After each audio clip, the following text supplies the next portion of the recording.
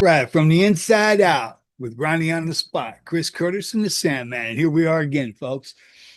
To start off, I'm going to do a little breakdown of how this little exchange with me and Dubs and crew got all kicked off. And he got in there talking about the ride, talking about not a factor, not a this, not a that, right? And his whole cronies and all that were ooh and ah and all this, right? And that was his get down. Not only that, so I got pointed out to me, right? So I went over there, I checked a couple things out, and I noticed that he's also got this stigma thing going on for white people. He really has a thing against white people, like they've done something bad to him. And then I have this CDCR correctional officers on, right? And I'm talking to the guy, and the guy's having a pretty good interview, man. And he's telling us straight out from their perspective how things are going, right? Human beings are doing a job. Not all of them are in there to fuck people over. And this was one of the ones that his get down wasn't to be in there to fuck people over, and he never did. He dealt with you like a man. I had him on and talked to him like a man that he is. And I don't mind telling you right now that whether he was CDCRCO or not, that man is a friend of mine at this point. I don't hate somebody because they go into prison and do their job.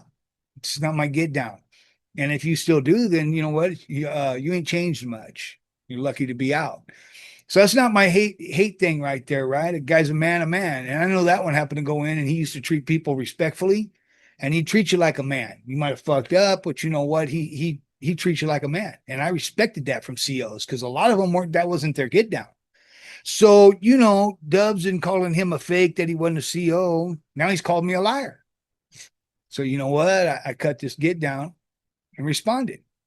Then, as I started watching more and more of his whole get down and him and dude, right, I noticed that they pretty much acquired their status by going after some dude, West Watson or whatever, West Freely, Ace Freely, I don't know, West Watson.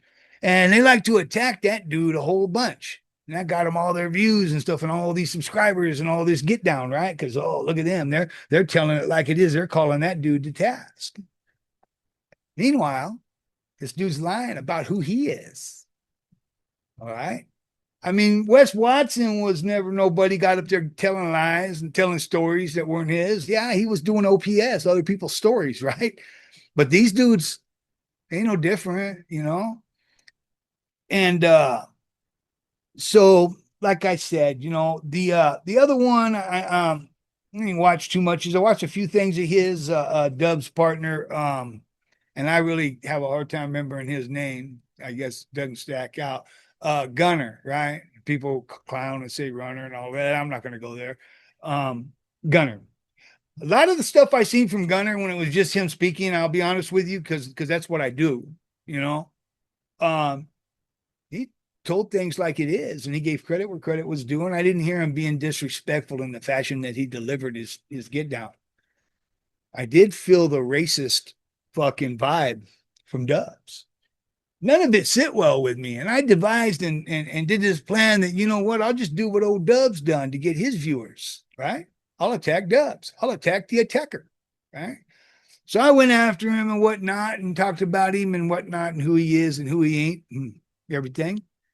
And also decided that, you know what, I had this surgery that I needed done. So maybe I'll get this dude in the cage and promote it in the octagon thing and then get the surgery done afterwards, right? I'll put hands and athlete's feet all over him. And the truth is, I fought in the octagon a few times. I've been in the cage more than once. And so it really wouldn't have been fair to him off the rip.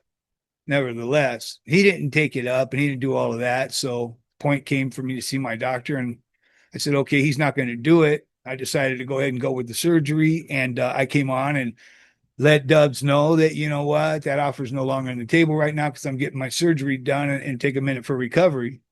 Also let him know that I had a comrade who gets out in a month or two. All right. Sammy. Sammy had heard about Dubs and the shit he was talking and everything like that. And Sammy said he not only wanted to see Dubs, but he wanted to see Gunner too. You line them both up. And he said, anybody else that wants to line up too. I didn't want to do that because then they would claim I brought in a ringer, and really that's what it would amount to because Sammy can sling them. He's got chuckums. You know what I mean? He's got hands. And he would have put it all over both them dudes at the same time. So I didn't want to seem like that. So I backed off of that thing. And then, Dub says what he says and all of that, and does what he does.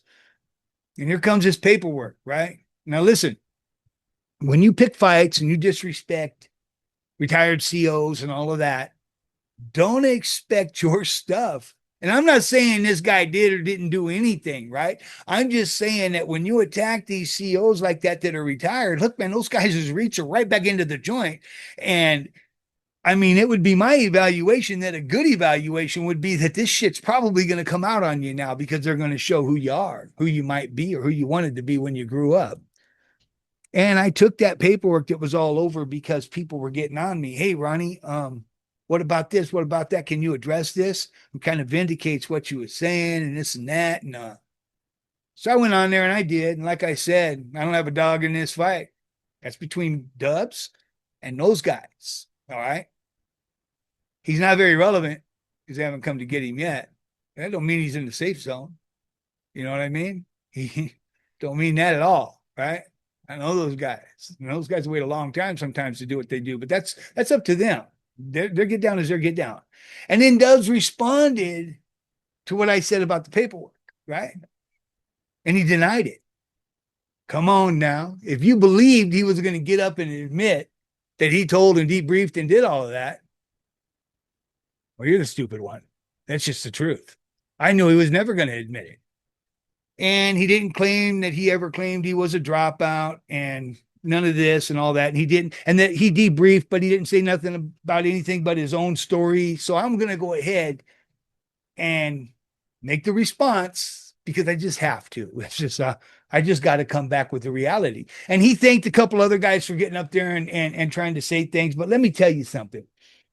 Those guys have their perception of what's true. All right. And I'm here to tell you right now, it's false. They're not speaking the truth. Okay, Mr. Villa is a former member of the Mexican mafia. His life is in danger each time he is exposed to the general population. They say, oh, his lawyer wrote that. Yeah, but did his lawyer pick this information up out of thin air? Did he make it up? Who do you think he got this information from? It came from Dubs, and I'm going to prove it before it's all said and done, right? Okay, so Mr. Villa was at Pelican Bay and decided to leave his gang and begin a series of debriefings and programs. Okay. Now, keep that in mind, debriefing, because I'm going to tell you how the debriefing process went, right?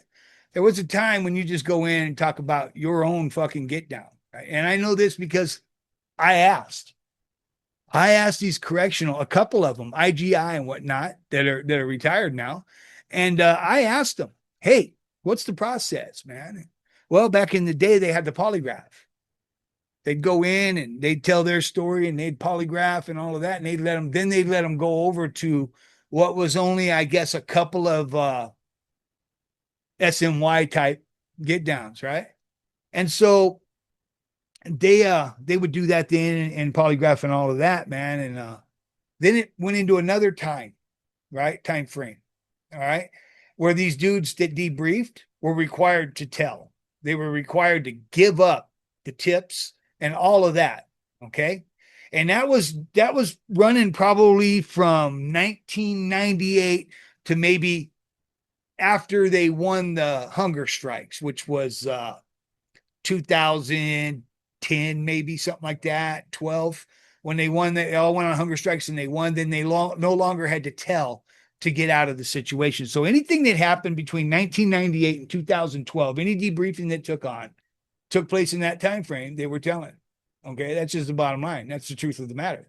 Anybody who says different don't know shit. So I'm just saying that. But again, I don't have a dog in this fight other than I don't like the way the dude talks about white people and writers. I don't dig his whole get down. His stilo's fucked up. All right. So yeah. So am I putting him on blast because of it? I am. And also you dudes that are blaming me like you're just going after him for this reason or that way. Look, he went after Wes Watson to build his fucking get down. Right. Now all of a sudden when it's happening with him, it's not cool. Oh yeah, it's fucking cool. And it's happening. bottom line. So, anyways, this is his writ. His lawyer got that information from him. Okay, Mr. Villa successfully completed the second phase of the program. Committee notes that the safety and security, Mr. Villa, and the institution would benefit his being considered for sensitive needs placement. All right. So we already know that, right? Upon the completion of his debriefing, Mr. Villa qualified for special needs program, right? The Mexican Mafia, and here is him, right? The Mexican Mafia is the most violent gang faction in California, credited with at least 300 murders per year outside prison on orders that were issued by the Mexican Mafia from inside prison. Declaration of John D. Villa in support of petition for writ of habeas corpus. That's a declaration. That means that he's swearing under penalty of perjury that what he's saying is the truth. Actually, it's more than a declaration. It's a rat jacket. Okay. And this writ was done in October 2011. But guess what? If you dig into here a little further, right? Just a little further. Actually, let's go over here. This is his committee chrono. There's his committee chrono. Chlamydia chrono, right? In the general section of subject central file, which documents subject as a validated dropout of the Mexican Mafia EME prison gang. They say he's never claimed to be that. Well, yeah, he says that, but that's not true. That was his claim. Whether he thought that would fast track him to a safe place, I don't know. I mean, like I said, I don't have a dog in that fight other than I don't like the dude Stilo. All right. Now, this is based on his willingness to debrief, his willingness to walk away from the prison gang entirely and politics. You don't have to walk away from a prison gang you weren't a member of, right? So he's claiming he's a member. Okay. Then it comes down here. Subject participated in committee, so he was there, and concurred with the committee's opinion that he required placement on a sensitive needs yard at this time due to his validated dropout status. Subject stated, thank you. Okay. So he's sitting in that with the committee and he's telling them that he's a dropout. Now, that's what he's doing. Okay. It's right there in his own words. This is the chronos from in there, but I'm going to give you his sworn testimony to the courts. We're going to get into that in a minute. In the general section of subject central file, which documents subject as a validated dropout of the Mexican Mafia prison gang, counselor's opinion that he required placement in sensitive needs yard at this time due to his validated dropout status.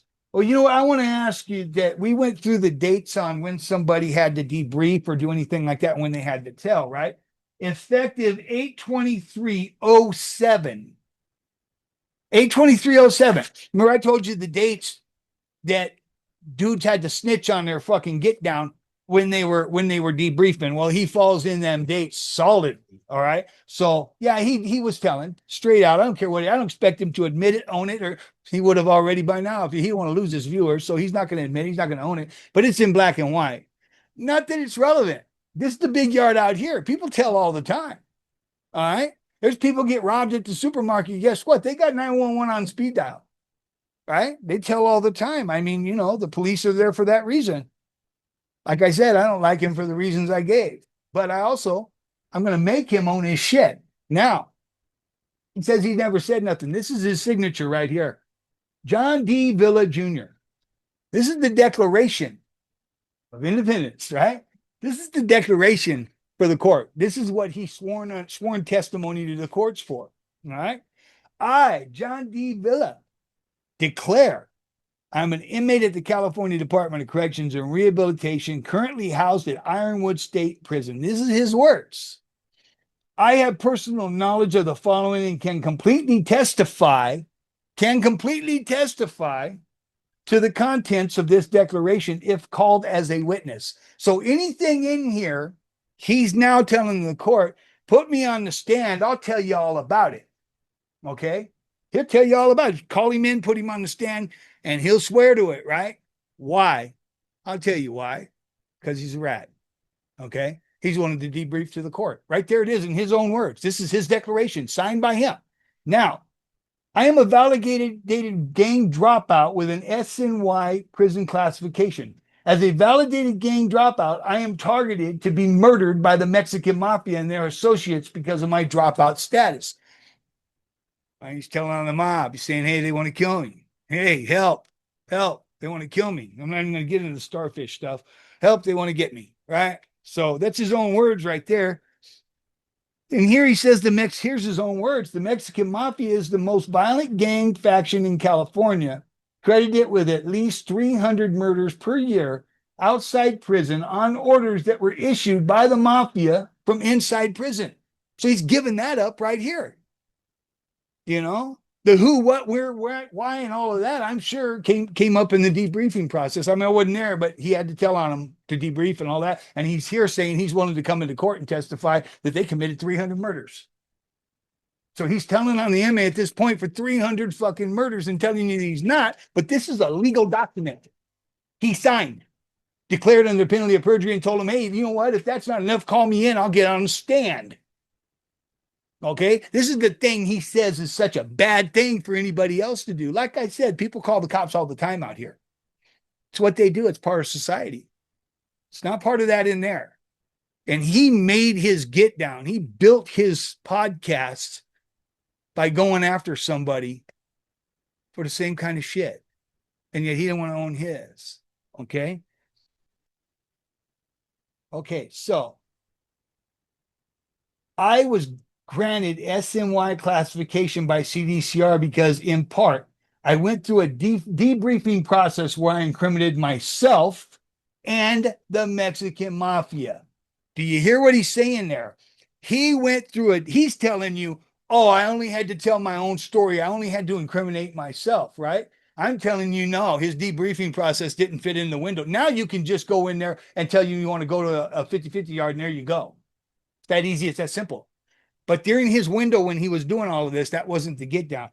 I was granted SNY classification by CDCR because, in part, I went through a debriefing process where I incriminated myself and the Mexican Mafia. He incriminated the Mexican Mafia in his debriefing process. It's in his own words. That's his declaration, right? We call it the Declaration of Independence because it's what gives him independence from the threat on his life, and he gets to go to an SNY yard. So anyways, that's his get down.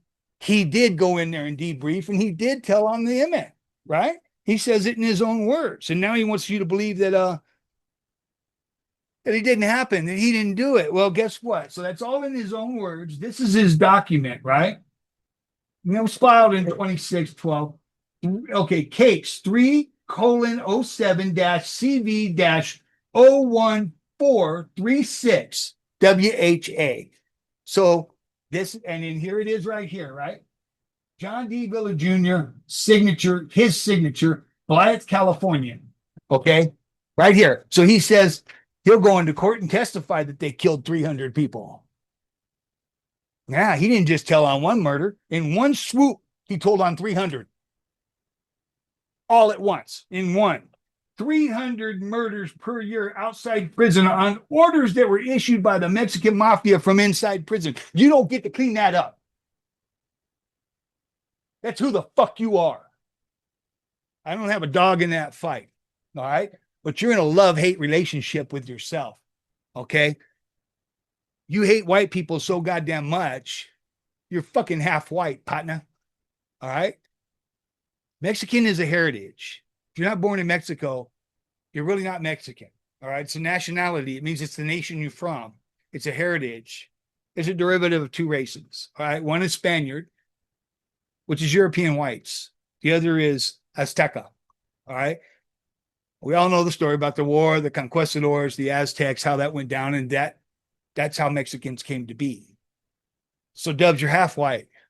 This love-hate relationship you're having with yourself, I don't understand it. I mean, again, I don't have a dog in that fight either. That's between you and yourself. You know?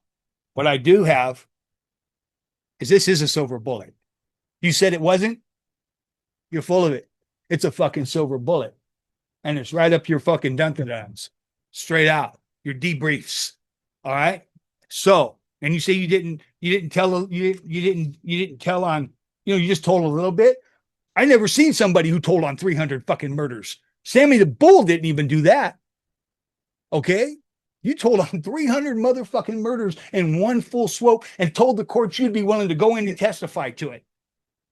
It's right there in your own words, in that declaration, signed, sealed, delivered by you. And you say, oh, my lawyer wrote it. You declared it. You expressed your willingness to go into court and testify to it, and you signed it.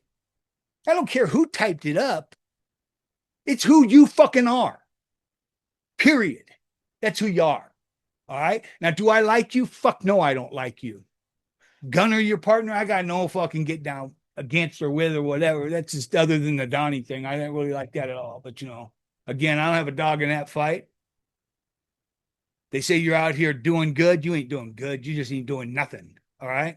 And quit trying to clean up something that everybody can see what you are. They can see in plain day. All right. And anybody who still denies it, well, they are you too. And it's irrelevant out here in the free world.